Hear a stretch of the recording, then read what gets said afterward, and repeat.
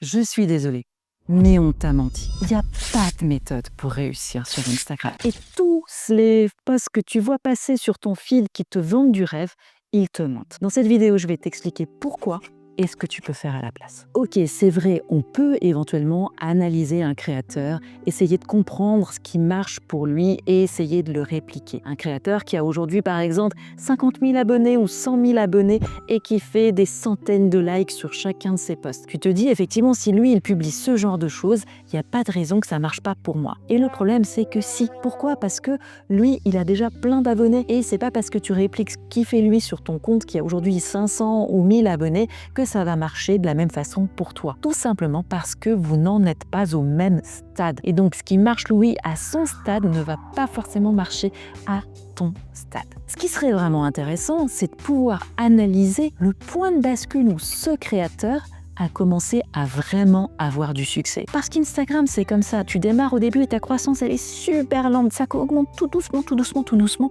jusqu'à ce qu'il y ait un point d'inflexion et où la croissance commence à devenir vraiment exponentielle. Et ce qui serait vraiment super, c'est de connaître effectivement ce que ce créateur a changé au moment de ce point de bascule précisément. Parce que ça, c'est quelque chose qu'on pourrait répliquer. Le problème, c'est que même ce point de bascule, ça tient à tellement de choses et à tellement peu de choses en même temps qu'en réalité, c'est impossible à analyser. Ça tient à plein d'éléments différents. Ça peut tenir à un changement d'algorithme, ça peut tenir à un changement de sujet, ça peut tenir à tout d'un coup, ce créateur, il a modifié quelque chose dans ses designs et ça a pris, ou bien tout d'un coup, quelque chose a changé dans sa vie et il s'est mis à raconter les choses différemment, ou bien encore son ton de voix a évolué.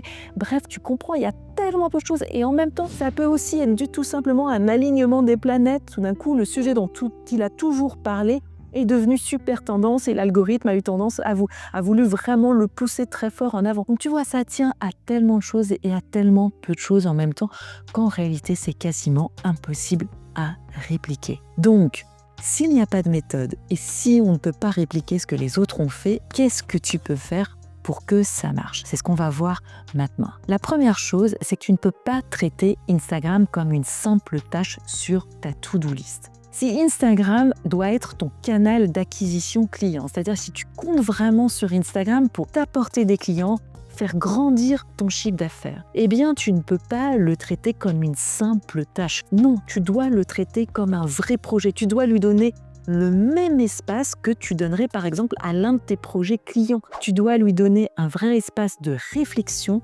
et de temps. Ça veut dire quoi? Ça veut dire que non, tu ne peux pas te poser comme ça, faire une photo mal cadrée avec peu de lumière, juste comme ça, rapidement en 2 secondes et ensuite te poser sur ton canapé avec ton téléphone, poster ta photo comme ça avec une légende de 5 mots qui sont les 5 mots qui te sont passés par la tête à ce moment-là. Non, ça peut pas marcher. C'est évident. Donc, ça veut dire quoi? Ça veut dire que tu dois avoir une vraie stratégie. Et oui, je sais, on en parle tout le temps et on te le dit tout le temps et c'est super barbant, etc. Mais c'est ça qui fait que ça marche. Tu dois poser les bases d'une vraie stratégie, définir des piliers de contenu, une ligne éditoriale, les sujets dont tu vas parler, une identité visuelle, parce que c'est ça qui va poser les bases de ton succès. Ça veut pas dire que ta stratégie, elle va être juste dès le début. Évidemment pas. Mais c'est d'avoir cette première base qui va te donner un fil rouge que tu vas pouvoir ensuite faire évoluer dans le temps. Et une fois que tu as posé ta stratégie, eh bien, tu dois encore bloquer du temps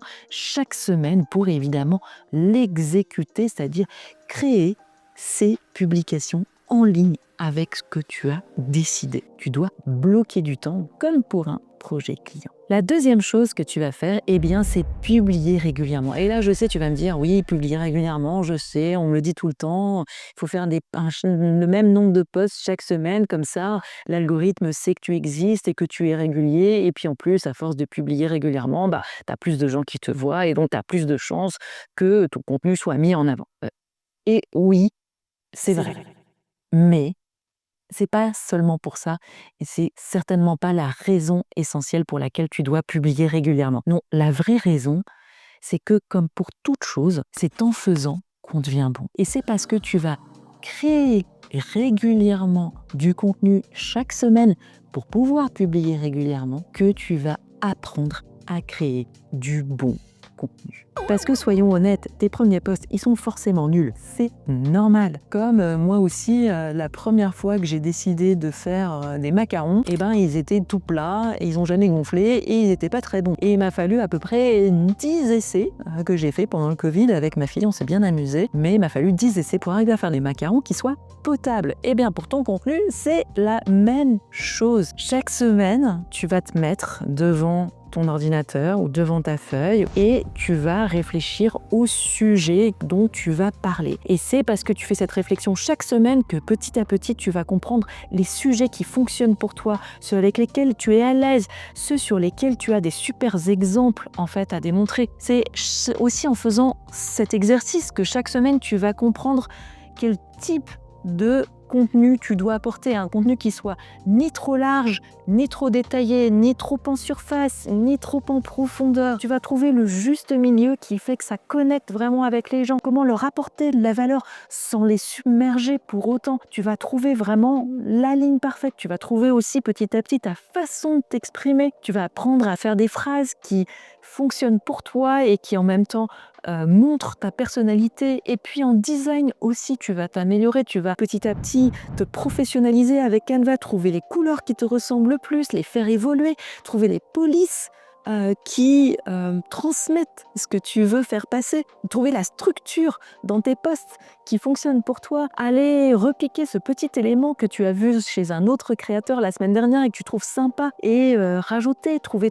tes animations à toi, créer tes propres reels, ta propre lumière, savoir les scènes qui sont sympas pour toi à filmer mais qui en même temps sont pas compliquées, qui fait que ça va pas te prendre des heures. Bref, tu m'as compris, c'est parce que tu fais ce travail chaque semaine que tu vas l'optimiser et que tu vas trouver vraiment ta patte, ce qui va rendre ton contenu unique, ce qui va faire qu'il est toi. Et c'est à partir du moment où tu trouves ça que tu vas aussi rencontrer ta tribe, comme disent les Anglais, ta tribu, ta communauté, les gens à qui ça va parler tout simplement et qui vont te faire confiance. Et ce sont ces gens-là qui vont ensuite devenir tes premiers clients, qui vont t'apporter ce fameux chiffre d'affaires, toute cette raison pour laquelle tu es sur Instagram en premier lieu. Donc oui, tu dois publier régulièrement, c'est super important. Mais pas pour être plus visible, juste pour apprendre et pour faire correctement. Et oui, les followers vont arriver tout doucement.